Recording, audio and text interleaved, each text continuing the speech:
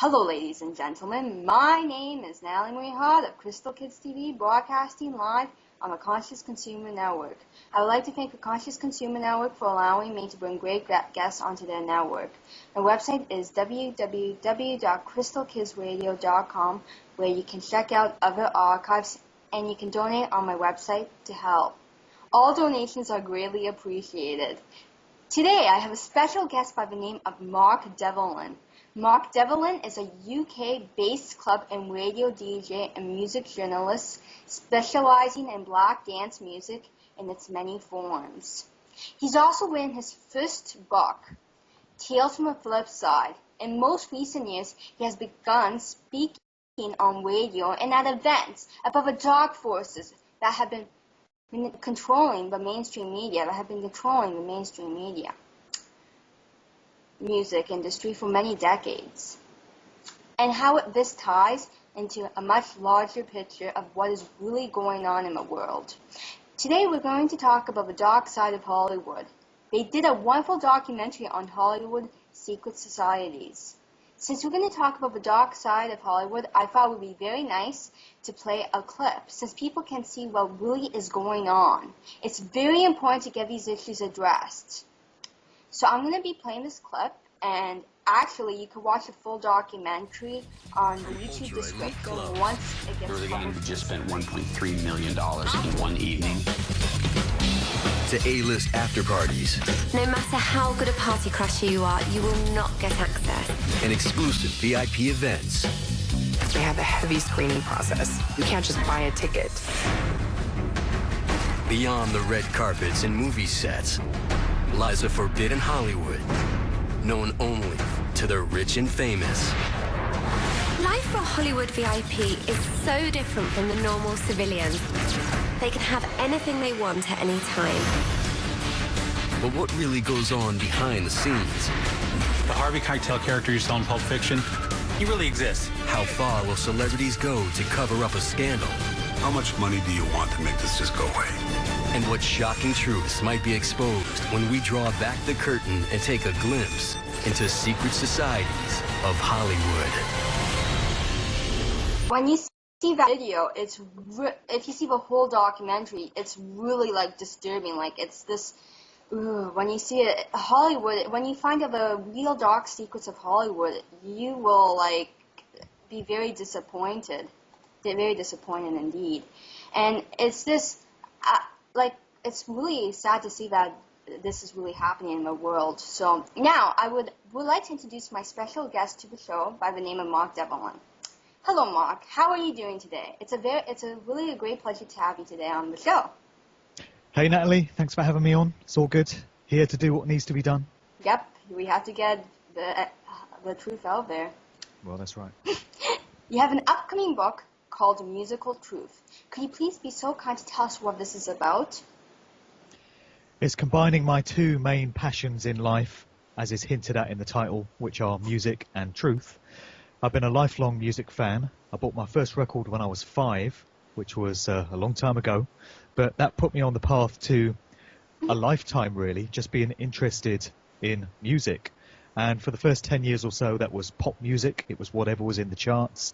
And then when I was about 15 years of age, I sort of fine-tuned my tastes into the black music that was around at the time of the day. So we're talking soul, funk, hip-hop, early house music. All that stuff kind of put me on the path to wanting to become a DJ and really wanting to communicate the passion that I felt for that music towards other people. So I made that happen. Took a while, don't want to make it sound easy, but eventually I got myself on the path to being a club DJ and a radio DJ, and out of that I became a music journalist. I started writing for various music magazines, and I continued on this path for quite a long time. I'd been a DJ for around about 20 years when in 2010 I underwent something of a conscious awakening, which was me coming to an understanding of great truths about this world and this reality and what's really going on and who's really running things, which is very different to the people and the institution that we're told are running things. And so for the past 5 years, I've been on a very different path, which I never expected to take. but I've gone synchronistically where the information and where the truth has led me, and I've come to understand how the music industry, the corporate mainstream controlled music industry, is run by the same individuals and the same entities working through secret society networks, as we just heard in the video there, as run all the various other parts of daily human activity. So when you get down to it, you come to understand that it's the same organizations that run the worlds of politics, they run the worlds of academia, colleges, universities, schools, they run the medical, pharmaceutical industry, they run the military institutions, they have politics absolutely locked down, they run all the financial and banking institutions, all the big corporations, all the big brands, all the household brand names around the world. Ultimately, they're all controlled by the same networks as is the music industry and the Hollywood music industry. The Hollywood movie industry. There's interconnected webs linking all these different facets everywhere. And so for the past 5 years, I've been researching how this is done, the various methods that are used, and very importantly, what we, the people, the masses, can actually do about it to bring about some solutions to this situation. And that's pretty much what's going into the book. The book is going to be about 180,000 words. Wow. It's taken me 13 months to write, and it's the result of about 5 years worth of research. And I'm looking to get it out early in the new year, and it's going to be communicating everything I've come to understand about what's being done to us through music. And I've tried to encapsulate that within the title, which is why I'm calling it Musical Truth. Wow, that's so cool. And where will people be able to buy it? Well, it's going to be available on Amazon, which is the main portal for a lot of people. That's the first stop shop for a lot of books. So you will be able to get it through Amazon. It's also going to be available via various other book retailers. I've reserved a web domain for it, which is musicaltruthbook.com. There's nothing on there at the moment, but as soon as the book is out, there'll be details on that website of where you can get hold of it. Also, if people want to contact me personally via my website, which is markdevlin.co.uk, I'll be selling copies via my site, and people are welcome to correspond with me, and I can talk with them about what's in the book and answer queries or anything like that. So Amazon, if you like Amazon. If you don't like Amazon, come to me direct, and we can do it that way. Wonderful, wonderful. Then do what Mark says. Could you please tell my audience how it is to be a DJ? How have you... What's it like to be a DJ? Yeah, what is it? Can you tell us some experiences? Well, actually, I put out a book 8 years ago called Tales from the Flip Side, which was my first book. Yes. And this book was written when I was in a very different conscious state to what I am now. So back then, I didn't understand any of the great truths that I've come to an understanding of now. And so the book was written from a very different perspective. But this was a collection of anecdotes and stories from the front line of being a DJ, which summed up all the stuff that us regular DJs go through. Hopefully in a good-humoured kind of way. I didn't want it to sound like I was griping and moaning, because it is actually a great job to have.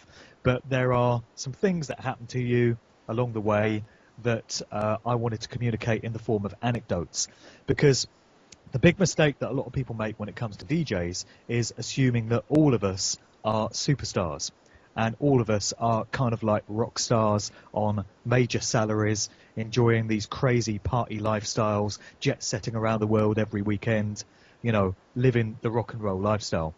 It certainly is like that for the few at the very top of the game. We're talking the household names that people might recognize, you know, Tiesto, Paul Van Dyke, Pete Tong, deadmau5, you know, these kind of guys, Carl Cox, these guys, Skrillex, I guess, and so many other names. They are the top 1% of the DJ game. And it's kind of like a metaphor for the rest of life, really. You have the elites at the very top of the game who represent about 1%. And then beneath them are the 99%, everybody else. And it's like that in the DJ game. So 99% of DJs out there are not superstars. They're not earning mega bucks. They're not living that crazy party lifestyle. They're just hustling and struggling to get along, to make a name for themselves. They're motivated by a passion to bring the music to people. But, you know, we go through some stuff. And we get exploited by unscrupulous promoters. We have to put up with all manner of dumb comments from people in clubs. Dealing with drunk people, dealing with idiots, you know, is a daily reality for most of us. And so some crazy stuff happens. And I documented a lot of this in my first book. And a lot of that is behind me now because I don't really DJ out as much as I did. But for many years, it was my bread and butter. It was my way of earning a living. And I was out there every single weekend playing all over the place. And I was fortunate enough to play all over the world. I came to the States quite a few times, DJ'd in New York a few times, Chicago one time, Las Vegas one time. I've been to Australia. I've DJ'd in South Africa, all over Europe, Egypt, a few other places. So it's been a crazy ride. It's been a lot of fun. And the main motivation for me is the same as with all DJs, I think, which is to communicate that passion that you yourself feel for the music. You just want to get other people feeling that same vibe and feeling that same buzz and energy off of the music. That's certainly what has kept me going. And I think it's probably that way for most DJs around the world. Wow. You sound like you have many experiences. Yeah, it's been a lot of fun. Yeah, it must have been a lot of fun. Actually, I did read in your first book, Tales from a Flip Side, Exploding the Myth of the Superstar DJ Lifestyle, which you said in your book. Being a DJ is the best job in the world. You continue to write. You get fame, profile, fans, even groupies. You get offered free drugs and free sex. If you're an A-list celebrity, there is a price to pay, right? Oh, yeah. Yeah, there's always a price to pay. Right. You're always paying someone. Right, yes, I see that, yeah. Yeah, of course. It seems as though Hollywood has a lot of, like they give you a lot of, like, you have to pay a price if you're in Hollywood, so, yeah.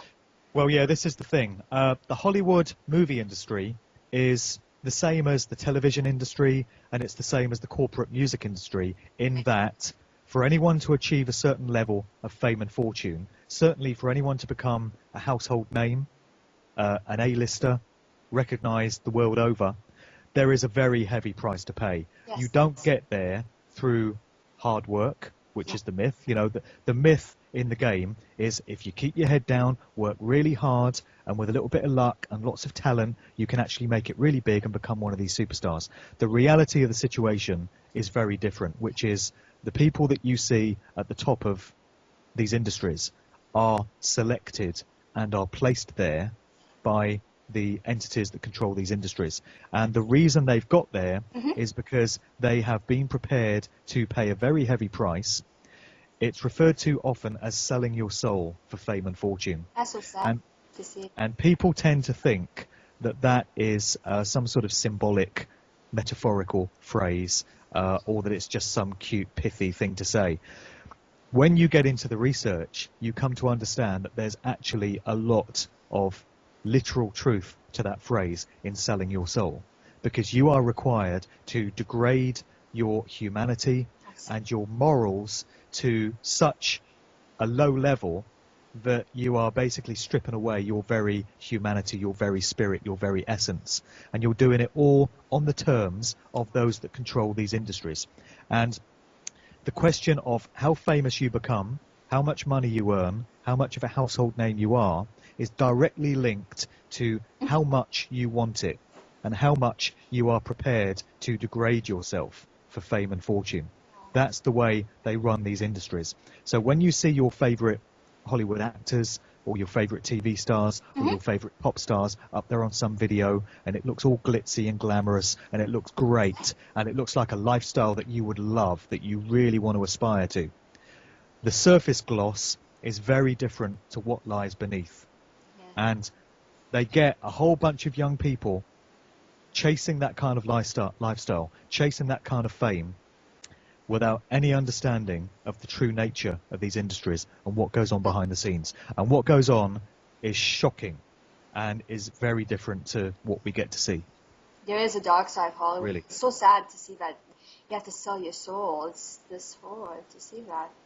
And Oh, yeah. in Hollywood, they actually typically look for a special kind of person. Like, I read in your book that you say, actually, from Tales from a Flip Side, exploring the myth of a superstar DJ lifestyle, to be taken seriously as a hip-hop artist, you have to be from the ghetto. You have to have lived life at the sharp end and pulled yourself up through all kinds of dramas.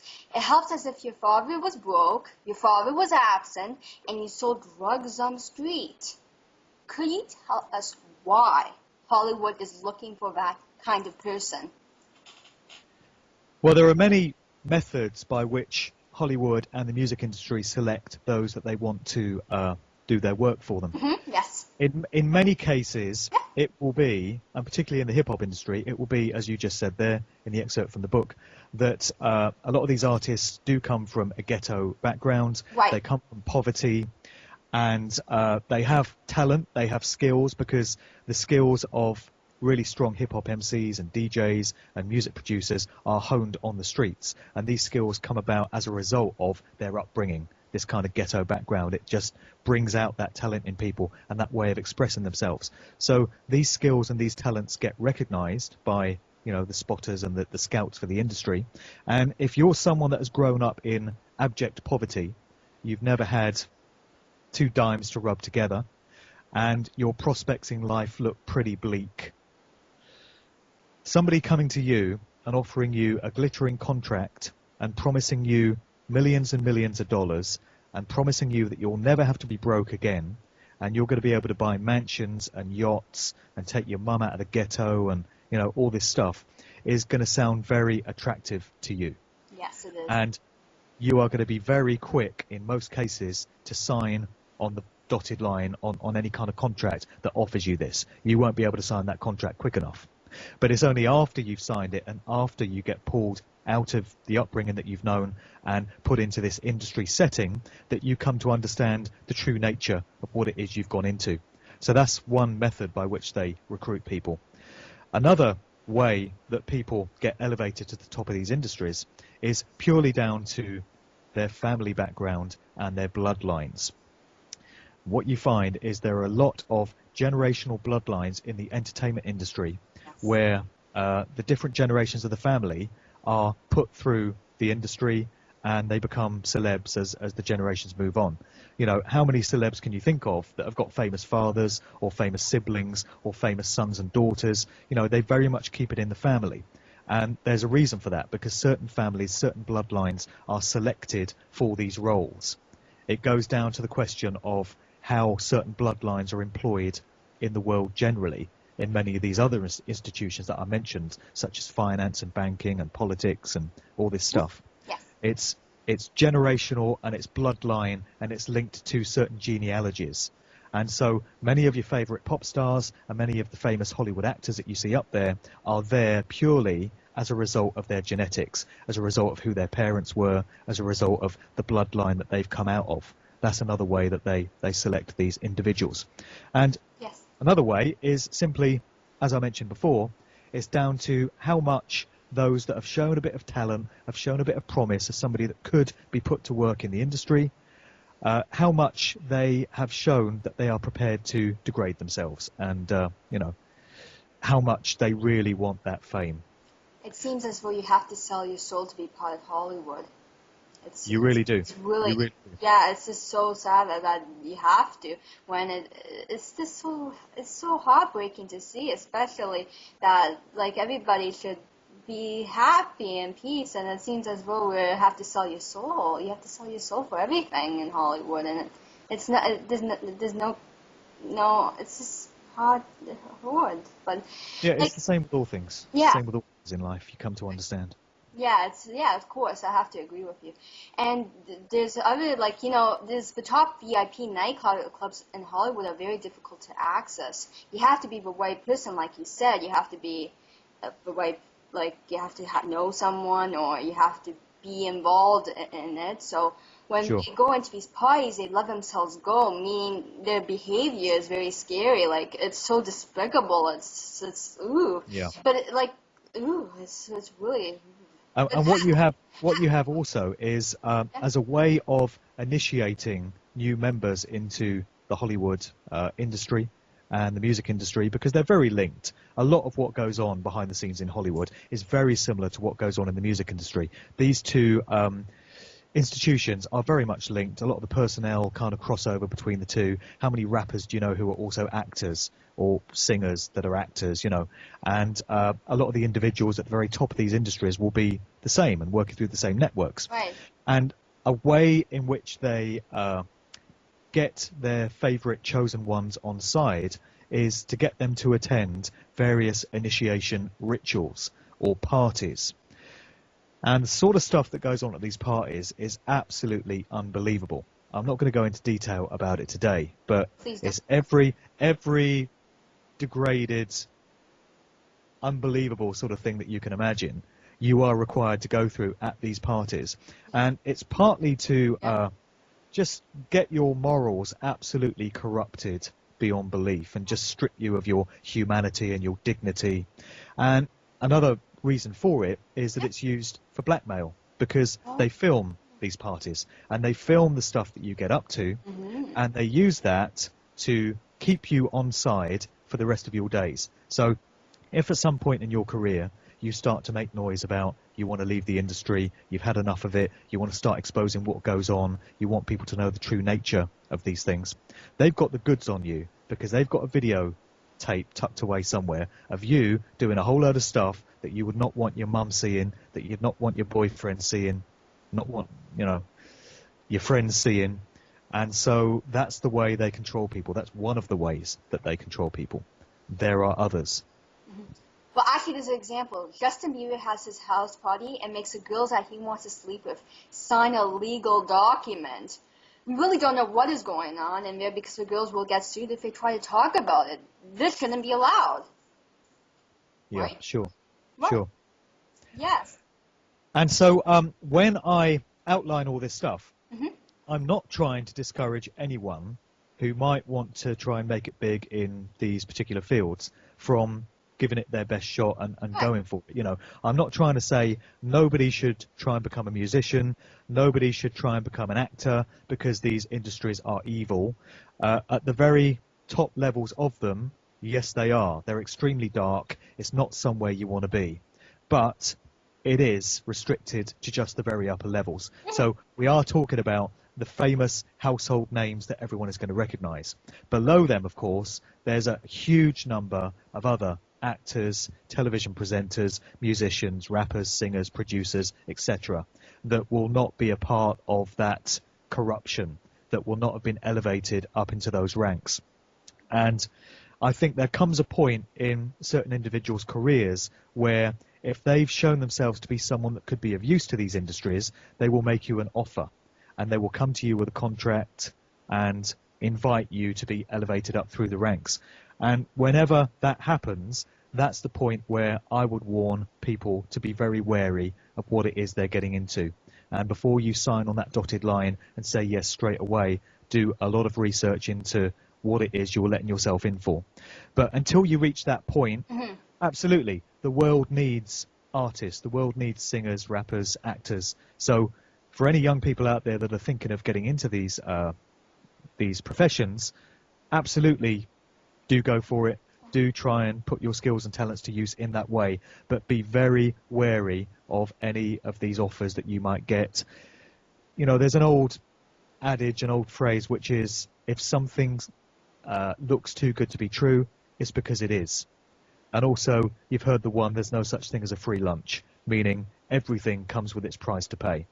So, you know, if somebody comes to you with a glittering contract offering you fame and fortune and millions and riches beyond your wildest dreams, there's got to be a reason why you're being offered that. So try and find out what that reason is. Yeah, you have to be very careful. Even I think, like, parents that are putting children in Hollywood, they have to be very careful too, because the children can get hurt, like, from this, right? They can get in a lot of trouble. Oh yeah, for sure. Yeah, right. Well, actually, there was a situation about this German band member that was famous in the 80s claims that he went to a party where some bad things were happening. He thinks that there could have been people sacrificed at these parties. The reason why I am saying it this way is because he was upset that his message was taken out of context. Before we judge, there are always two sides to a story. I want to ask in general, do these parties where they have to pay big bucks to see people, or maybe even children, get murdered exist? Well, I'd like to tell you that they don't, but we're talking truth, we're talking reality here, Right. and from what I've come to understand, and from the evidence that's out there, and from the testimonies of whistleblowers and insiders that have been a part of these things, unfortunately, it would appear to be the case that these things do go on.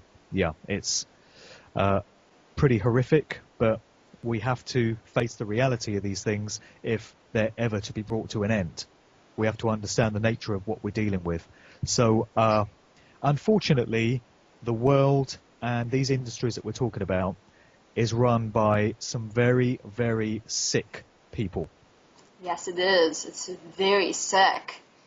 And it's a very sick world. I wish it was some other way, but I can't sit here and tell you everything is nice and fluffy and rosy when it's not.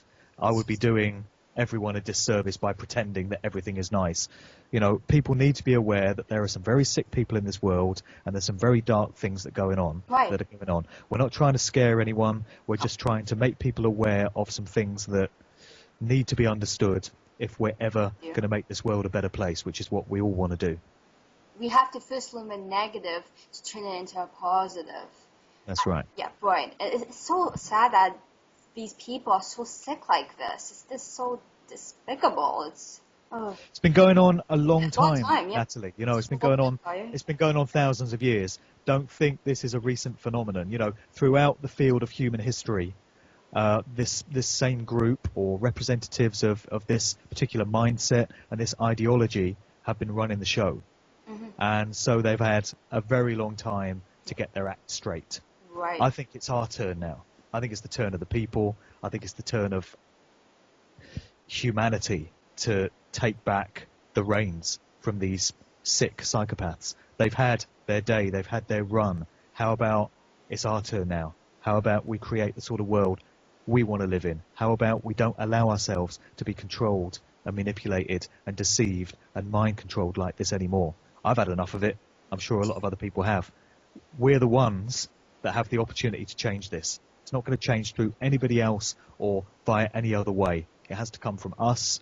It's merely a question of how much we collectively want it, because we have the power to change it. We just got to want it enough. Right, we do have a power to change it. And some people say that they have lost hope, there's no way to fix it, but there is a way to fix it. There is. And I know history is repeating itself, but if we work all together to make this change, it will happen. We just need to get this information out there so we could turn it into a positive. So we need to bring this information out so people can learn about it and stay aware of what's really going on. Sure, yeah. Sure. It's our generation that's going to choose.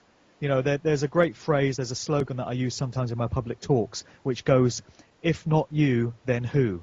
If not now, then when?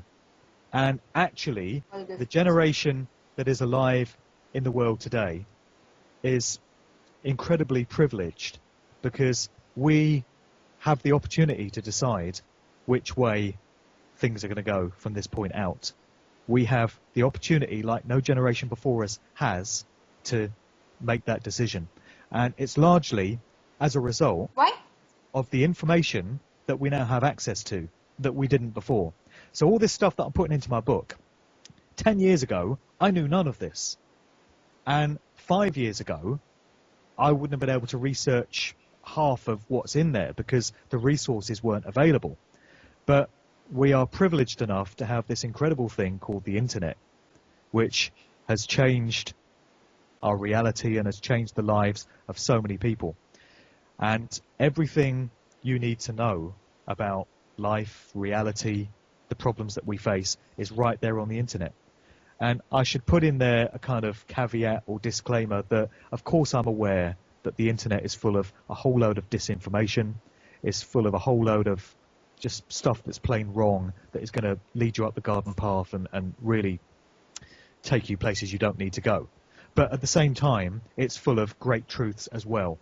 And it's a case of being discerning and having a method of sifting through all the information that you come across and being able to intuit that which is true from that which is misleading and deceptive. But it's all there. And the capability is there for anyone now to do this research for themselves, to look into all the stuff that I and many other researchers talk about and to see whether it checks out and to look at the evidence for it. You know, the capacity is there for all of that to be done. And we can understand great truths now. We have that opportunity open to us in this age like never before. So what a fantastic opportunity we have to be able to turn this whole situation around to our benefit. Yes, and we need to, you're so right. I have to agree with you. And I also want to talk a little bit about Whitney Houston. I'm not, and her daughter, Bobby Christina Brown. Her daughter died recently in July 26, 2015. That's not very long ago. And her daughter almost drowned when Whitney died. Could you tell us a bit about the story? Were they both supposed to die? It's very, very strange when you get into it, and it's full of symbolism. Mm-hmm. Yes. What a lot of people don't realise, because it was never reported in the mainstream media, so anyone that only ever goes to corporate mainstream sources is going to miss all this stuff. Right. This is another reason why people have to do their own research from alternative sources, largely on the web, and sift out this information for themselves, because the only thing you're ever going to get from corporations like CNN, Fox News, the BBC, all these corporations, because they're all owned by the same individuals, is lies and deception. They don't want you knowing the truth. They want to keep you in the dark about certain things. So don't trust those institutions for your news. But when the Whitney Houston story broke, this was February 2012. Whitney Houston was discovered dead in a bathtub in her suite at the Beverly Hilton Hotel in Los Angeles. What a lot of people don't realize is that 24 hours before that, her daughter, Bobby Christina, was also discovered unconscious in a bathtub in the same suite of rooms in the same hotel. Why should that be? Very, very strange. Right, very suspicious. And then, of course, we get the news that Whitney Houston has died at the time of the Grammys, the Grammy Awards. And there was a party that was held in her honor a few floors below her body as it still lay, in her suite of rooms in the hotel. A party hosted by a guy called Clive Davis of Arista Records, who is credited with having discovered Whitney Houston, effectively. He's a long-time music industry executive. And a lot of people found it very strange that there was a party still going ahead to mark the Grammys when everyone in attendance knew that Whitney Houston, this amazing musical superstar, had been found dead in the rooms above. You would think that the tasteful, logical thing to do would be to cancel the party or to hold it somewhere else. But the party went ahead. And this has led some researchers to question whether the party was in fact some kind of ritual celebration of the fact that Whitney had been taken out. So you have this strange business of Bobby Christina being discovered in the bathtub. And then in January of this year, we get the news that Bobby Christina has been discovered unconscious in a bathtub again at her home in Georgia. And we're told that her husband, although he turns out not to be her husband, what's the guy's name? Nick. I've forgotten his name. But the guy that is said to be Bobby Christina's husband, it now turns out was never actually her husband. But he's said to have discovered her unconscious in this bathtub. And that's the point where Bobby Christina went into a coma for 6 months, and they eventually turned the life support machine off in July of this year. And a lot of people found it very strange that Bobby Christina was discovered in a bathtub at all, because there's a family friend that gave a testimony to say that ever since her mother, Whitney's death, ever since she was discovered in a bathtub, Bobby Christina has had this pathological fear of bathtubs, and she wouldn't go near one. She would take a shower, but you'd never see her taking a bath. So how did she come to be discovered in a bathtub when she was?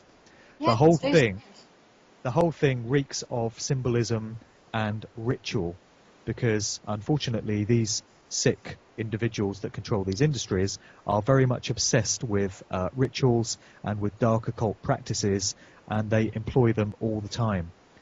And when it comes to the deaths of a lot of prominent music artists, a lot of researchers think that there's some kind of ritual significance to the method in which they died, and that their deaths could be some sort of sacrifice in themselves. You can get into the fine detail of each one, but there are some very strange circumstances surrounding many of these prominent musicians. Amy Winehouse would be another one. Right. So after watching Rihanna's video, I had to watch it for this interview because I have to see these disturbing videos to see how music has evolved, and it's really But when you see her video, it looks as if she had murdered someone. She was all covered with blood. That's the idea of it. Yeah, of course. And I do feel sorry for Rihanna because he is a Monarch MK Ultra sex slave.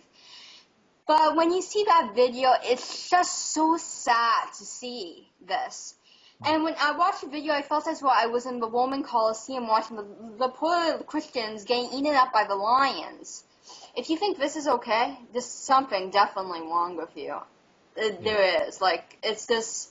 It's not right to see that, what I saw in that video. It's not, and it's not suitable for children. And remember those older videos? They used to be, nicer. I know there was symbolism, but they used to be nicer compared to today's videos, right?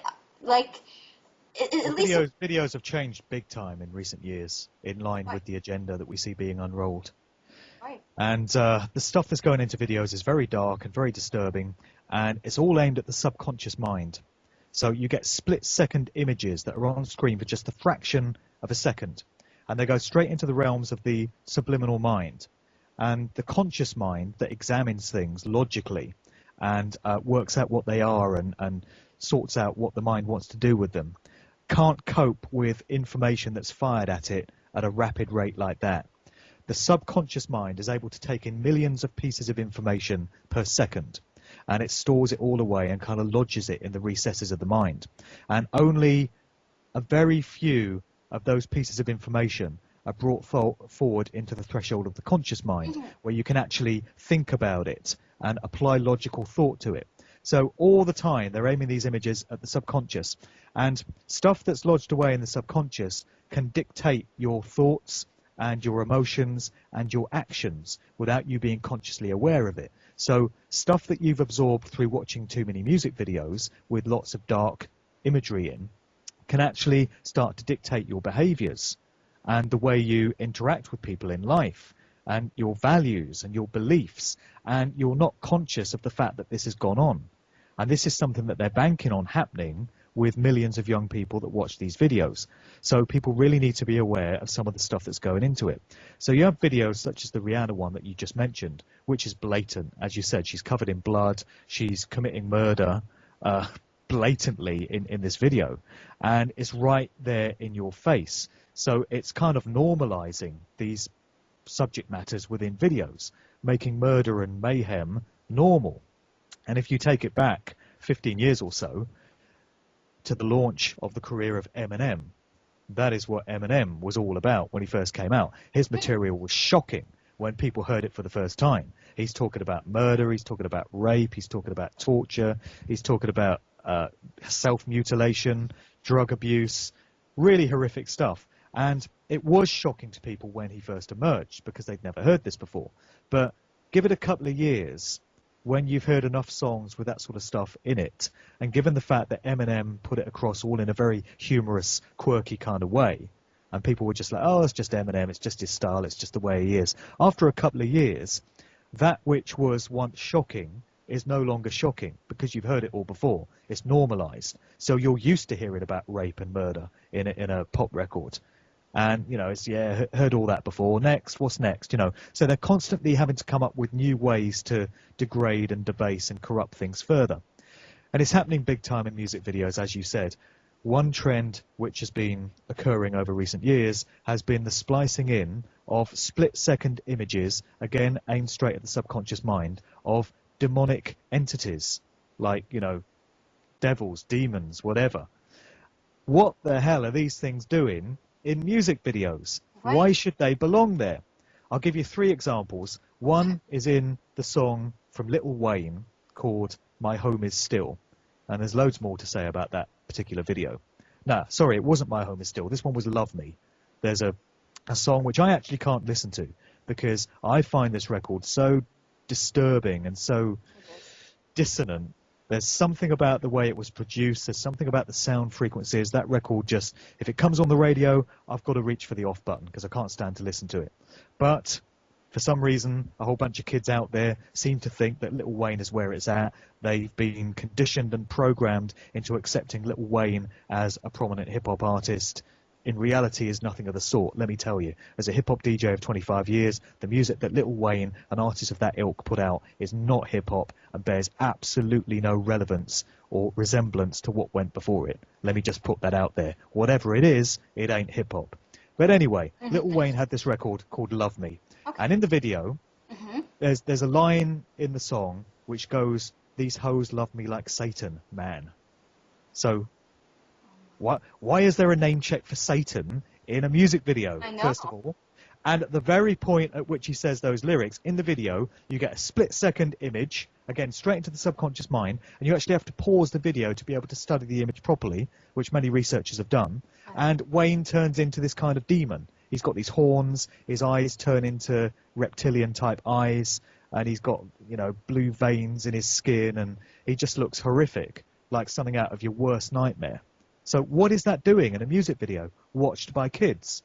Yeah. Then in a Beyonce video to XO, and I bet this will shock a lot of people, there's a point in Beyonce's XO video where, again, the screen cuts away to a split-second image of this kind of demonic entity. Looks like something that's just come up out of hell. And Beyonce is sat with a friend in some sort of movie theatre, and they're supposed to have just seen this entity, and Beyonce is laughing, she's smiling at having seen it, whereas her friend is looking terrified. So what's that all about? What kind of message is going on there? And then you have a video by Robin Thicke. Robin Thicke is not an artist that people would necessarily think of as being down with this sick satanic agenda, but perhaps someone can tell me then why in the video to his song Get Her Back, there's another split-second image of a demonic entity, like a devil that's spliced into the video. And you see it for a fraction of a second. It goes into your subconscious mind. Now, there'll be people that have seen those music videos. They won't have noticed these demons on screen at the time that they've seen the video, because it bears no relation to the content of the subject matter of the song. But a lot of people would have been having nightmares that night. And a lot of people would not understand why it is that they're getting these certain thoughts and emotions. It's because they've seen it in a music video. What's it doing there? This never used to be the case. Right. And this is an example of how those that control the industry are stepping up the agenda big time. Another thing that they're putting into music videos is lots of occult secret society symbology. And we see things like this triangular hand signal thing that Jay-Z is doing all the time, and you see Kanye West doing it as well, and it's said to be the rock sign, and it's supposed to be a reference to Rockefeller Records, which was Jay-Z's original label. So you see Jay-Z doing that in stage shows and music videos all the time, and people just think it's this really cool symbol to flash up, but people don't study where these symbols come from and what these hand signs mean, and it turns out that that particular one goes way back beyond Jay-Z using it into various secret societies and various occult priest class mystery schools throughout the ages, and it has lots of other sort of connotations in the world of the occult. You have the same thing with this symbol that you see artists doing all the time. You see politicians doing this as well. You see celebrities doing it. You'll see them putting up this symbol here, and it's supposed to mean, okay, everything is all right. But when you start to study these dark occult secret societies, you come to realize that this is actually a depiction of a 6, and it's intended to be one of 3 sixes, as in 666. So when you've got the 3 fingers up here, it's supposed to denote it's 6 to the power of 3, or 666. This is what's being communicated by this symbol. It's very different to everything's okay, everything's cool. And then another symbol that you have is the eye symbology that you see in videos all the time. How many of your favorite artists have you seen doing this in a video or a publicity shot or on a record sleeve, covering up one eye, whether it's with their hand, whether it's with a hat or putting the hair over it, or whether it's highlighting one eye by painting around it? What's going on? we have this one-eye symbology all over music videos, and everyone is doing it. I've got one of the images that I sent you is a composite shot of hundreds of contemporary artists, everyone from Beyonce and Rihanna to Lady Gaga to Justin Bieber to Michael Jackson to Bono to George Michael to God knows who else, just covering up their eye. And this is another method of symbolic communication that is going on through these artists. And in one part, it's a way of those that are controlling these industries being able to communicate with each other. And so when you see an artist flashing up one of these symbols, it's a way of the industry saying, this one is owned, this is one of ours. That's the kind of language that they communicate in. It shows that this particular artist is an absolute puppet and stooge of the industry. And another effect that it has is that it goes straight into the subconscious mind of the viewing public as well. And it implants these different symbols and these different ideas into the minds of those that see these artists doing it. And the thing about symbols is they're basically neutral in their base state. You know, you could draw a symbol and it's not evil, it's not good, it's nothing. It's just neutral until it has some meaning empowered into it by the thought and the will and the intent of the user. So if you've got a dark secret society network of occultists who are basically Satanists that want to get one of their symbols out there into the general public, being absorbed and embedded into people's minds so that it has that effect on their psyche, if you charge that symbol with your negative will and your negative intent, then that symbol takes on the kind of energetic characteristics that have been charged into it. And so anyone then viewing that symbol is absorbing some of the energy that has been charged into it.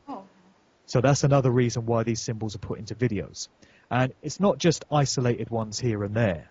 It's pretty much every video now from all these prominent artists, from Kesha to Katy Perry to Miley Cyrus to Rihanna to Kanye West to Justin Bieber, Nicki Minaj, all these artists. And it's no coincidence that the main perpetrators of all this symbology are the very biggest stars out there, whose videos are on MTV rotation daily, whose songs are all over the radio, whose faces are all over magazines.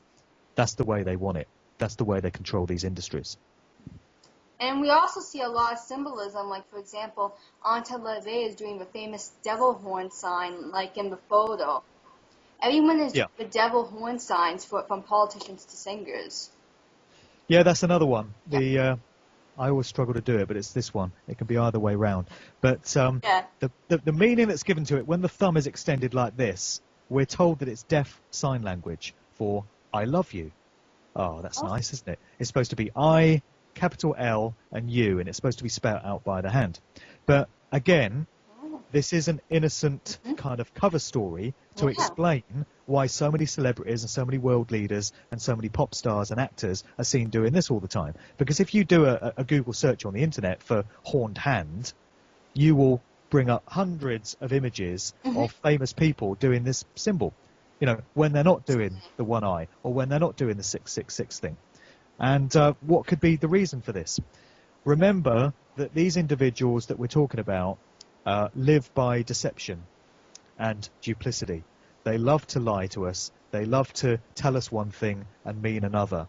They love to lie to the conscious mind and tell the truth to the subconscious mind. They do it all the time.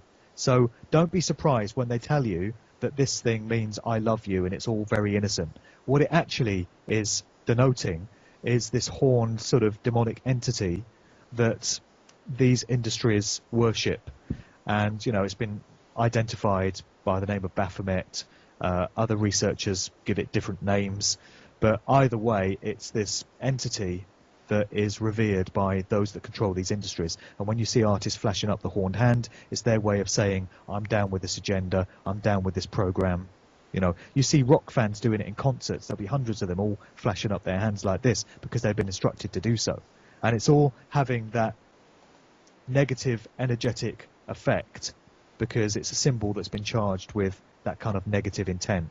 It's something people need to be very aware of. Symbols are very powerful. Oh, yes. And they are the language of the subconscious mind. The subconscious mind doesn't do words and patterns and logical processes. It does symbols. That's what resides there. And these symbols are very powerfully absorbed. There's a great quote which goes, if a picture is worth 1,000 words, a symbol is worth 1,000 pictures, just to get across how powerful these things really are. But there is a lot of symbolism in many pictures, especially in Hollywood. Yeah. So I actually did an interview with Kathy O'Brien. She was an MK Ultra slave. Okay, yeah. She was an incredible lady, I must say. She was incredible for staying up to the plate. Usually they kill the MK Ultra slave at the age of 30. You see movies, magazines, and different imagery that show the monarch butterfly. That seems to be very important. Example, Mariah Carey is seen with a monarch butterfly. Could you please tell us why? Well, yeah, we're getting into the area of trauma-based mind control here, which brings in MK Ultra and it brings in monarch programming. MK Ultra was a project which came out of the CIA. You know, those nice folk that care about us and look after us.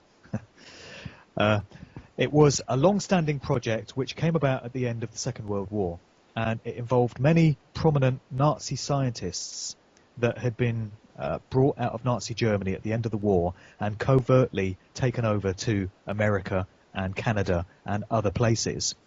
And these scientists, instead of being tried for war crimes as they should have been, they've been working on horrific mind control experiments in the concentration camps, from what we hear.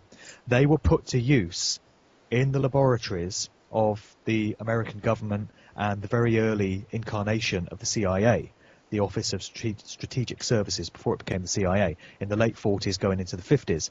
And they were put to work on continuing many of the mind control experiments that they'd been doing in Germany. And what they were trying to do was to discover how the human mind breaks and shatters into different compartments when it's exposed to extreme levels of trauma. And I won't go into some of the ways in which they induce the trauma, because it's truly horrific. But when a human mind is exposed to trauma that it just can't deal with because it finds it too horrific, it has the effect of creating these different compartments in the mind in which it can bury the traumatic experiences so that they can be locked away and they don't have to be dealt with by the front conscious mind. And these scientists worked out that via these methods, you can create multiple different personalities within the same mind of an individual. So you effectively have different identities being created in the mind of this person so that they can lock away the trauma as their only way of dealing with it. And they worked out that this can be done. And that each one of these individual personas, identities that is created, can be individually programmed to have its own character and its own identity. And they can be unlocked by certain triggers, which could be phrases, pieces of music, colours, patterns. More often than not, it's phrases that are heard, though. And that triggers this particular alter, as it's known, or personality or identity to come to the fore. And it can then be tucked away at will, and another persona can be brought forward, or the front alter, which is the aspect of that person that engages with everyone else on an everyday basis and is thought of as you know, that real person, can be brought out to replace it. And there are various applications that this has had over the decades. One way in which MK Ultra trauma-based mind control has been used is to create mind-controlled assassins. And we see this in movies such as The Manchurian Candidate. I would suggest, if anyone wants to research it, go back to the 1962 original, which is by far superior to the modern remake.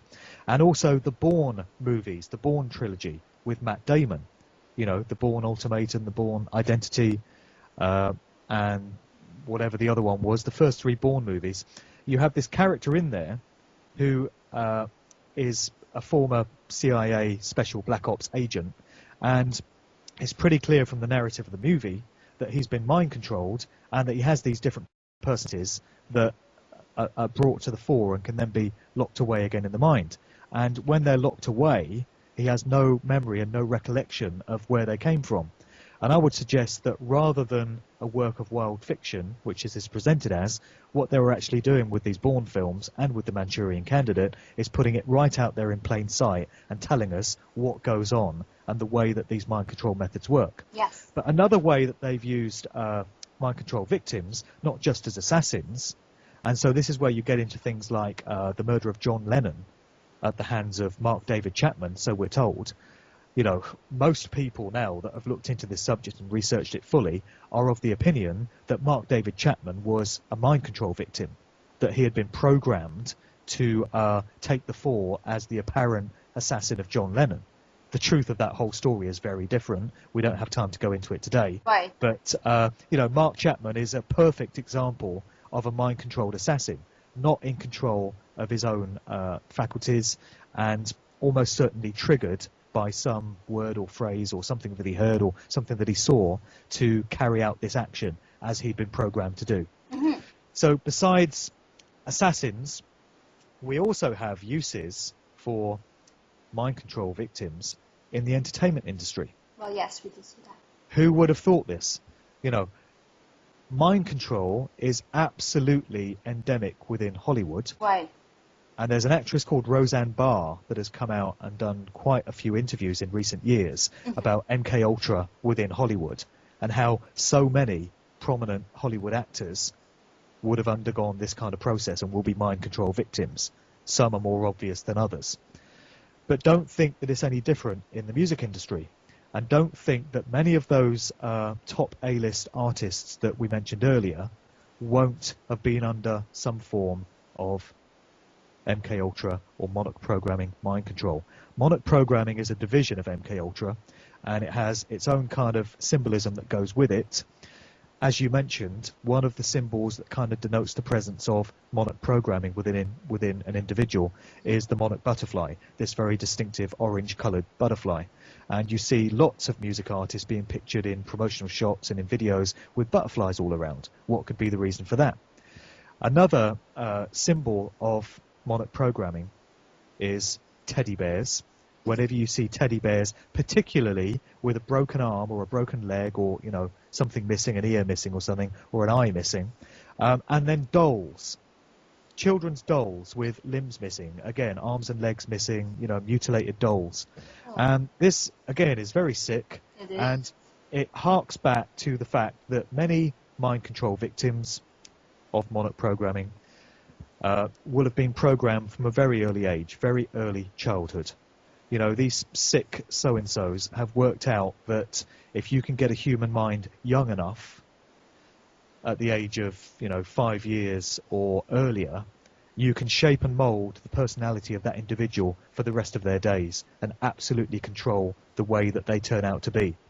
And so when you see things like teddy bears and dolls in videos with broken limbs, it's a symbol of childhood innocence having been corrupted. It's a symbol of, you know, because dolls and teddy bears are related to the innocence of childhood. And it's just a symbolic representation of the fact that this individual has had their childhood robbed from them. And they've been, you know, just debased in this way. It's horrific and it's sick. And they like placing clues as to what they've done in their videos. There's a great site called Vigilant Citizen, which I always recommend, vigilantcitizen.com. The guy that runs the site has done so much research into the symbols that are used, and he's pretty much the go-to source for an understanding of MK Ultra and Monarch programming and beta programming, which is another division of it. And he breaks down how so many of these artists have all this symbology employed in their videos. Nicki Minaj is a classic example. Oh, yeah. You know, I don't know why people would want to listen to Nicki Minaj records anyway, but seemingly they do. Nicki Minaj appears often portrayed as a doll, or she has done through the years, as a Barbie doll. And her nickname has been Barbie, Barbs, you know. She's got this kind of alter ego. You see her with pink hair being represented as a doll. And it absolutely smacks of the presence of mind control. Nicki Minaj is not in control of her own mind. There are many different personalities locked away within the mind of the person we think of as Nicki Minaj, or Arnika Maraj, to give her a real name. These personalities even come through in interviews. She doesn't even try and hide it. So in interviews over the years, she's gone into these different voices, and she'll start doing this British accent, and then she'll start doing this male voice, and she goes into this alter ego that she calls Roman Zelensky, which is wordplay on the film director Roman Polanski. There's lots to know about him. Again, yes, we could do a whole show on him, but we could. There's a lot about him, yeah. Oh yeah, yeah, and a lot of synchronistic connections between him and so many other artists, and particularly the Beatles as well, when you really get into it, and John Lennon. Yeah, we have to do another show about that to get more in depth about that, because I know we can't cover that all in this. That's a mind blower, that one. But Nicki Minaj has this personality known as Roman Zelensky, and she goes into it during her interviews, or she used to, and she, right in front of your eyes, changes into this other character, and people think it's really fun and it's really cute, and they just think, oh, it's Nicki being crazy, it's just the way she is. What you're actually witnessing when you see Nicki Minaj switching like that is a switching of her personalities. She's going into one of these alters which has been programmed into her. And a few years ago at the Grammys, I think it would have been about 3 years ago, it was a very dark occult ritual that particular year. It's the year that Madonna came out and performed this ritual on stage. And Nicki Minaj was part of that performance. And during that show, she said that she was performing a public exorcism of Roman Zelensky from within her. And she said that that was the point where Roman exited her body. So there's some more clues there as to what's going on, placed right in front of our eyes. And most people are content to just put it down to, oh, these artists are crazy, oh, she's just being creative, it's just a bit of fun. No, they always tell you what they're doing. Yeah. We can get into that later on if you like. That's a whole subject area in itself as well. But they always feel the need to tell you what they're doing. They do it in encoded form, they do it cryptically, and they do it in a way that only a few people are ever going to be able to properly understand. But as far as they're concerned, they're telling you. So they tell you when you're looking at a mind control artist. They put the butterflies into the video, or the dolls, or broken mirrors, which is another metaphor for the shattered innocence of childhood. They put all this stuff into the videos. Yeah. And there's stuff going into music videos now that never used to be there, because they're using these as a method of communicating their activities. And they're sweeping along a whole generation of young people, and they're planting ideas and perceptions into their minds without them being the slightest bit aware of what's going on. So, you know, my mission and the mission of many other people is to give young people the opportunity to understand how they're being used and manipulated and duped. Vigilant Citizen is a great way of finding out how it's done, and there are many other, you know, researchers that talk about this stuff as well. But this is what's happening. The music that people listen to from these corporate, mainstream-owned, controlled, puppeteered artists is there for a very insidious agenda, and it is having an effect on people whether they choose to realize it or not. I used to be in denial of this. Before I started researching the subject, you would have found me saying, no, this stuff doesn't happen, music doesn't affect me, I'm too smart for that, they can't get me that way. But when you look into it and when you actually do the research, you come to understand the methods that are used. Nobody can dismiss a subject just because it doesn't sound right, just because it sounds ridiculous, until you've given it the due diligence to actually do the research. Only then do you have the right to say, this is ridiculous, this is rubbish, I don't believe it, when you've actually taken the time and trouble to do the research. And when you do, you discover a whole load of stuff that is not there on the glossy surface, let me tell you. Wow. Like, wow, your research sounds so incredible. It goes into, like, so many important topics. They really do need to get addressed. People need to know what's going on in this world. And for example, right, in Hollywood, right, if you see people before they went to Hollywood, they look always different. For example, Miley, she has changed into a complete different person. Like, she's doing things that are unmentionable if you see her, right? Miley Cyrus, yeah, and she's just the latest in a long line of examples, and the techniques are always the same, because we saw the same thing with Britney Spears, with Christina Aguilera, pretty much with Katy Perry, we're seeing it with Miley Cyrus. And the thing that links Christina Aguilera, Britney Spears and Miley Cyrus is they all came out of the Disney Corporation. You know, Britney and Christina were part of the Mickey Mouse Club, the sort of talent show aspect of the Disney Corporation, as was Justin Timberlake, and then Miley Cyrus came out of Hannah Montana. But the thing they do with all these artists is when they first emerge, they come with this squeaky clean, family, girl next door, nice image that your mother would approve of and your grandmother would like. You know, they're just these wholesome, all-American, nice artists. And they gain a fan base that way. Rihanna started out this way. Before Rihanna started making all these dark videos with satanic symbolism and dark occult stuff in, she came out with a song called If It's Loving That You Want. That was her first hit. It was this nice, pleasant, breezy sort of Caribbean pop hit. Really nice stuff. And Beyonce started out in Destiny's Child before she got hooked up with Jay-Z in an arranged relationship, by the way. When you see all these celebrities dating each other and marrying each other, that's all arranged by their handlers. They're given to each other. It's all part of the situation that you find yourself in when you get up to the upper ranks. They choose your boyfriend and girlfriend. They choose your husband and wife. They choose your friends. They don't want you associating with regular people anymore. They want to cut your ties with your old family and friends, and they want to decide who you get to hang out with because they want to control everything. So when you see people like Beyonce and Jay-Z being put together, or Brad Pitt and Angelina Jolie, best believe that's arranged and made to happen.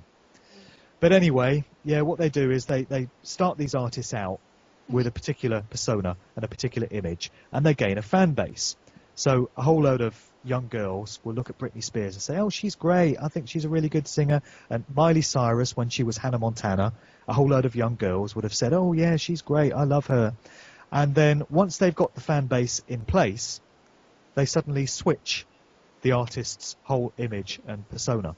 And in Miley Cyrus's case, it's probably the most blatant example we've seen. She just becomes sluttish and pornographic, basically. You know, completely degraded. And she's out there doing stage shows with stuff in that I won't mention today, but I'm sure everyone knows the sort of stuff that you know, is getting shown. And what a contrast that is to the squeaky clean girl next door Hannah Montana image that we had before. We see it even with artists like Kanye West, who started out as this meaningful sort of rapper. You know, he was a producer before that, but when he came out with his first album, The College Dropout, he was this reasonably conscious, meaningful sort of rapper that was quite a breath of fresh air to all the other stuff that was around at the time. He was talking about subjects that really made people think. He was reflecting on stuff that you don't normally hear talked about in hip-hop records. And so a lot of people got turned on to his music because of that. They liked the beats that he made. They liked the lyrics and the stuff that he was talking about. But then a few years down the line, Kanye West's music started to change, and it started to become disturbing and dark and very occultic in nature.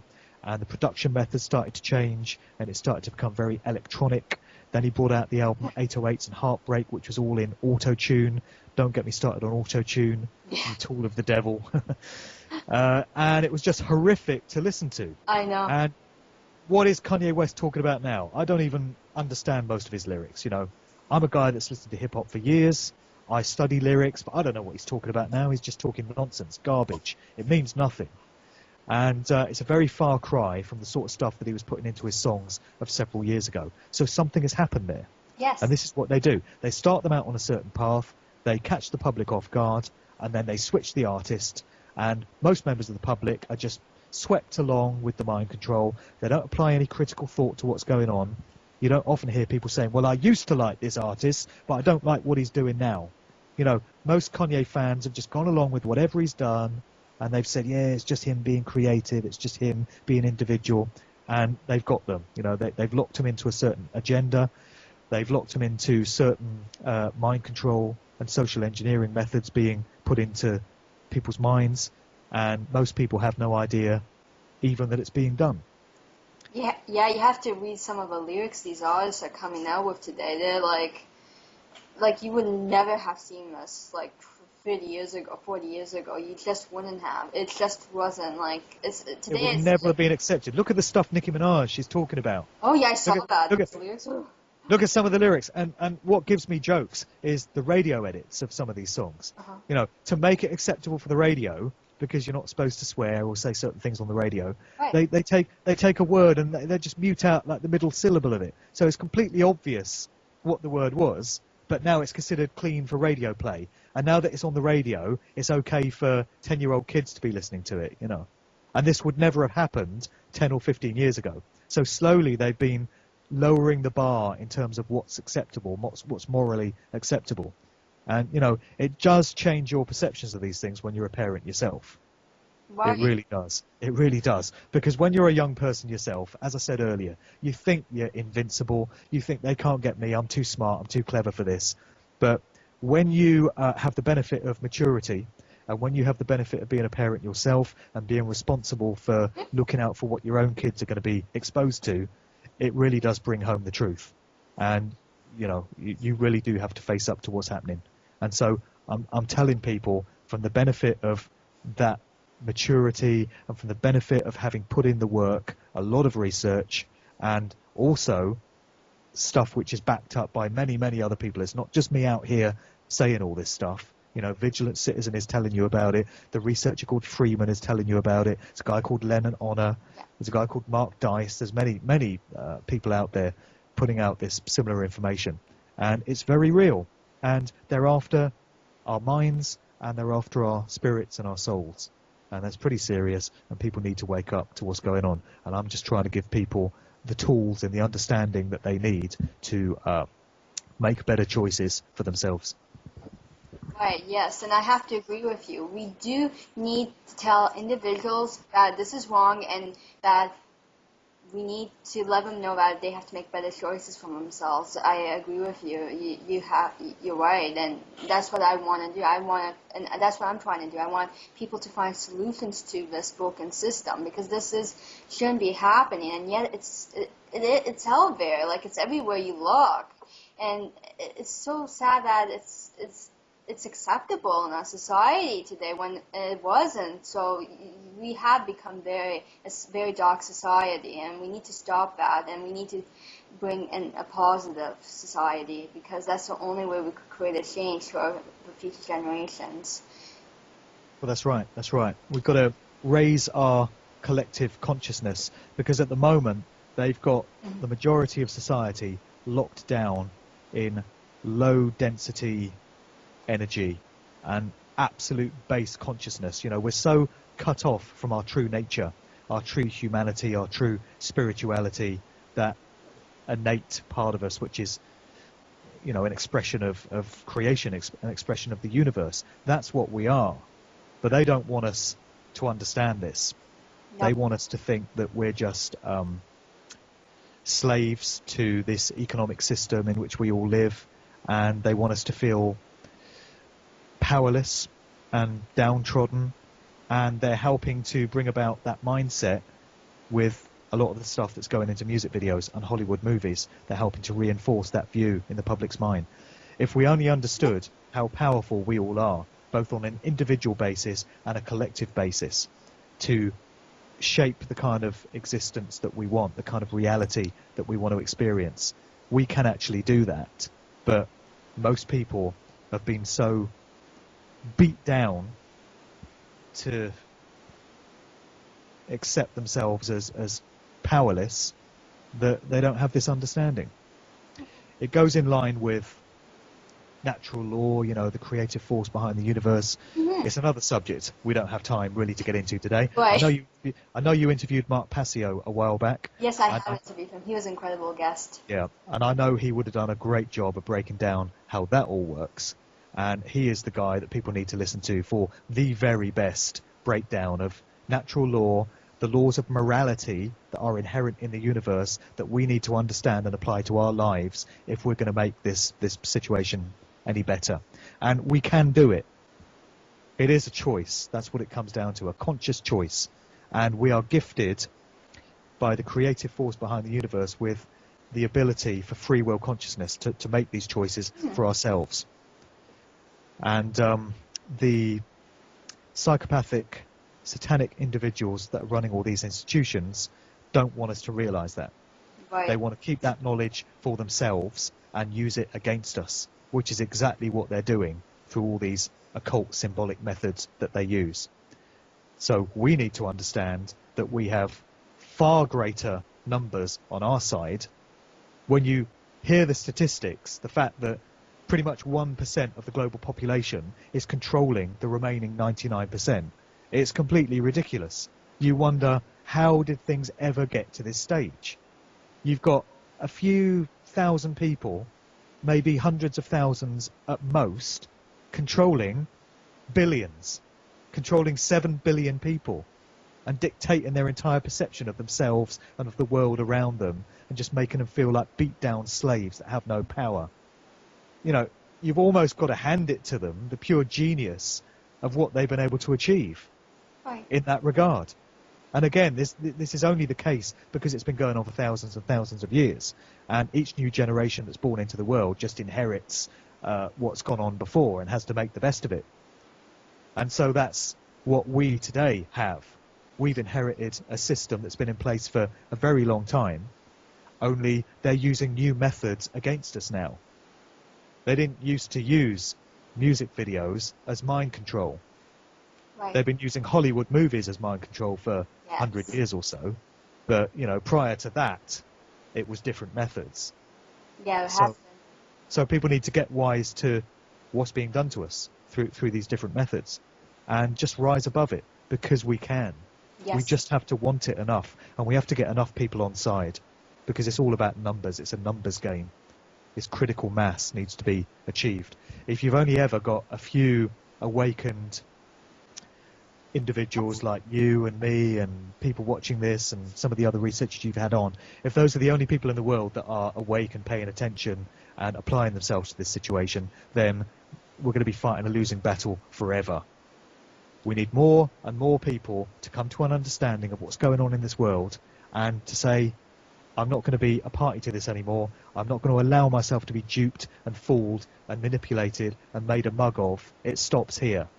And then we need those people to communicate this information to as many others as they can, point them in the right direction of all these resources that they can go to find all this information, and collectively, together, wake up out of this trance state that we've been in and take back our power and start to shape the kind of world that we would actually want to live in and that we would actually want to leave behind to our children. And what you stated is so important for my audience to listen to, because that is real change. That is. I have to agree with you, Mark. You said it right. And I think everybody should stand together, and we should watch what's really happening and fix it before it gets worse, because this has been happening for generations and generations of time. It's just history is repeating itself and repeating itself. We have to stop what's happening, because it'll continue to repeat itself. And they have our future all planned. Like, they have our future all planned. Like, for example, in the movie and music industry, they're predicting the future before it happens, right? Yeah, this is predictive programming, which is a phenomenon I go into big time in the book. There are loads of videos about this on YouTube that demonstrate how it works. But it's the act of placing a depiction of something which is known to be coming in the real world into a work of popular culture. So that could be a music video, it could be a movie, a TV show, a cartoon, even a stage show. And they give you a little hint of what's to come in, you know, through one of these mediums. The classic example is 9/11, and I've given many instances of where aspects of what happened on September 11th, 2001 were encoded into Hollywood movies in the years leading up to 2001. You know, it goes way beyond the realms of coincidence, because there's hundreds and hundreds of these examples. Nobody can be out there saying it's just one of those things, it was pure coincidence, it's just the way it is. How can anyone look at all these examples and just write it off as, oh, you know, it's just the way it goes? You're in such severe denial of reality if you're able to do that, that I really don't know what to tell you. I really don't know what to suggest, because you're lost if you can't see what's going on here. How can it be that makers of music videos and Hollywood movies could have knowledge of what was going to happen on September 11th, 2001, if the official story is true. If the official story that Osama bin Laden and his 19 Arab friends armed with box cutters and, the official narrative, they took over these planes and flew them into the towers and stuff, and America had no idea it was going to happen, and these dastardly Muslim terrorists, blah, blah, blah, blah, blah. If that story is true, how can it be that all these aspects of 9/11 were put into all these movies beforehand? That's really coincidence, yeah? Yeah, there's a really strange coincidence. Unbelievable. But it's not just 9/11. Every time there's a major world event now, there are aspects of it which have been encoded into these movies and videos and stuff, which researchers are able to show and to demonstrate. And now we're getting a whole glut of aspects of the Paris attacks of a couple of weeks ago, which have been shown up in movies and videos and stuff.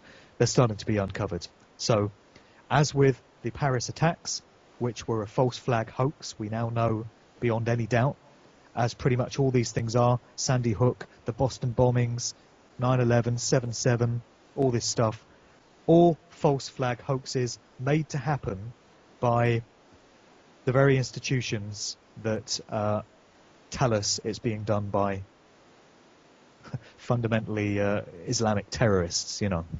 We see predictive programming in place in all these instances. And so the only obvious conclusion from this is that those that ultimately control Hollywood movies, TV shows and music videos are working in league and with complicity with those that are actually causing these events to happen and are staging things like 9/11 and like the Paris attacks. There is no other conclusion to be drawn if you're going to look at this with a critically open mind, with the capacity for full critical thought. There's no other conclusion that you can come to. And it's a devastating conclusion to have to reach, but it is the truth. Right. And the truth is just that. It's the truth. It is what it is. It's not always kind. It's not always comfortable. You might choose to disregard it. You might choose to disbelieve it. You might choose to hate it. It doesn't make a blind bit of difference, because it goes on being the truth forever, no matter who likes it, believes in it, or wants to accept it. That's the way truth is, and people can either handle it or they can't, and they just live a life in rejection of it. But that's not why we came here. That's not what this human experience is all about. Yeah. This human experience is about discovering truth and having those experiences. That's why we're here. Yeah. I have to agree with you. We all didn't come to this planet to see suffering. This is what it's become. It's become a suffering planet. And we're going down, down, down, down into the darkest ages ever. And we need to bring back a positive age, a better age for good. And we don't want this to come back, because if it comes back, it'll stay forever. So we need to change it before it's too late, because this world will get destroyed, and we only have one world. Yeah, why is that? Why is it that people just accept that war and death and suffering and famine and slavery are the way it has to be? We've been conditioned and programmed into thinking that's human nature. We just can't get on with each other. We're always fighting. There's always going to be injustice. And we just accept that. Mm-hmm. Why is that? These are not natural states for humans to live in. These are states that have been brought about on purpose, by design, by certain parties over vast periods of time. And we have been duped and conned and fooled into thinking that it has to be this way. Wars are inevitable, even the financial system, inflation. Why does everything keep going up? Right. Just accept it. Oh, well, it's just inflation, isn't it? It just happens year by year. Prices just go up. It's just the natural cycle of things. No, it's not. It's made to happen that way when you understand the true nature of money, and money as debt and usury, and the way the banking system works, the Federal Reserve, and all of that. Right. Another one we can't get into today. But it's just incredible to me how we've been conditioned to accept a certain type of reality as normal. What is normal? Mm-hmm. How can any individual or institution define what is normal and then con and dupe a global population into just accepting that, so that we think it's okay for war and suffering to be in place when it's not? And when it can be different any time we collectively want it enough.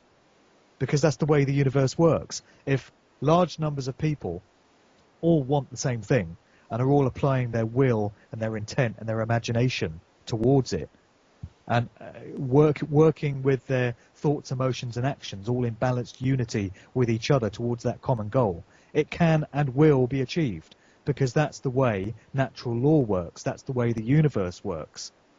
So, you know, billions of people wanting and imagining a better situation for us all to live in will bring it about. Mm-hmm. Instead of a few 100,000 dark occultists dictating misery and hardship and suffering to the rest of humanity, which is what we've got. And not only that, but telling us how they're doing it by putting it into movies and music videos and stuff. It's completely insane. It is insane, but I think one kind act will make a change in this world too. If we could like bring that out, and I think there will be a change, a possible change that can happen, and I think that can be possible because everything is possible for change. Mm-hmm. And even though they people say they can't do anything about it, you can do something about it, right? Like you said, we can. It's possible. They want us to think we can't. They want us to feel helpless and powerless. They want us to feel reliant on them. They're the gods. They're the ones we look up to. They need to show the way. They need to lead the world because they know and we don't. That's what they've conned us into believing. And the truth is anything but that. Right. Yes, that's so true. And there's so many topics that we weren't able to get into today because there's just so much to address, because these topics, there's so much out there that's happening in this world that's causing destruction and so much, and we need to get this addressed. And I really wish that we had more time to discuss more of this, because there's so much to discuss. Sure, I know. But I would like to it's ask. A minefield. I would like to ask for your info, your websites, Facebook, and Twitter for my audience. Sure. Well, everything I've talked about today and a whole lot more is going to be in the book. And so just to recap on that, Musical Truth is the name of the book. Mm-hmm. I'm looking to get it out early in the new year. I don't know exactly if it's going to be January or February, but it's going to be sometime early in the new year. As soon as it's available, I'm going to be making the website active, which is musicaltruthbook.com. Okay. And also there'll be information on where you can get the book on my website, which is markdevlin.co.uk. And on that site, there's links to everything else that I do. The podcasts, I do 2 podcasts. One is called The Sound of Freedom, which is conscious music. It's everything Nicki Minaj and Britney Spears and Katy Perry aren't. It's uplifting conscious music for the spirit and for the mind. Mm-hmm. And it's the true power of real music, you know. Right. I also do a conversation-based podcast, which is similar to the chat we've just had, called Good Vibrations. Okay. And you can get all of those via markdevlin.co.uk. I've got some public talks of mine where I've gone into all of this detail. And they're on my YouTube channel, which is youtube.com/markdevlintv. And everything else just comes via the main site. And I always enjoy corresponding with people that have heard my broadcasts. So if anyone wants to email me, they can do that through the site, markdevlin.co.uk. I respond to every email that I get, and it's always interesting to hear what people have made of the information that I've put out there. And when it comes to young people, young people that are hearing this information for the first time, I absolutely understand how devastating it can be. I absolutely understand how unbelievable it can sound. Yes. And how tempting it is to just throw it all out and say, that sounds crazy, I don't need to look at this. And I also understand the impact and the power of peer pressure, where supposing you are an individual that chooses to seek out this information, and maybe you've realized that the world is not quite the way we're told that it is, and you want to understand some more, I can understand how difficult it is having people to speak to about that, because it's not the sort of thing that your friends talk about. It's not the sort of thing you hear being discussed in the school or in the playground or in the cafe or in the street or whatever. And you can feel very much alone when you're looking at this information and nobody around you is. And I just want to encourage anyone like that to absolutely stay on the path and to realize that you're not alone, and there are a whole load of other people out there that are having similar experiences and coming to discover similar things to you that you might not be aware of, but just know that they're out there, and just know that there is a reason why each of us came into this incarnation at the time that we did. It's no accident that we were born into the families that we were, into the part of the world that we were, at the time that we were. We're here for a reason, and to have certain experiences and to discover certain knowledge. So if you are an individual that feels you're on the path to that, then you are following the route that you were meant to be on. Stick with it, because the universe has a habit of rewarding people that stay close to truth in incredible ways. And it's not always apparent to start with how that's going to pan out, but eventually it does. It really does. Synchronicity comes into play, and incredible things start to happen in your life, and you start being linked with people that you need to be linked with, and synchronicity throws you the way, shows you the way. So I just want to say, stay on the path and stick with it. And you know, I understand what people are going through, and we're living in incredible times with incredible opportunities here. So let's do what we came to do. Right, I have to agree with what you said. Well said. Well done. Thank you. Thank you for coming on to Crystal Kids TV. It was a pleasure and an honor having you, and I would like to invite you back in the near future. Thank you very much. I appreciate it. Sure, thanks for having me. We'll do it again. Yeah, thank you. Thank you for listening to Crystal Kids TV. I would like to thank Conscious Consumer Network for allowing me to broadcast on their network. Please support me on Facebook, Twitter, YouTube, and other social medias. You can also check out my website, www.crystalkidsradio.com, for past archives. Please stay tuned for more. See you next week at the same time, same place. Love, peace, and harmony. Love you all.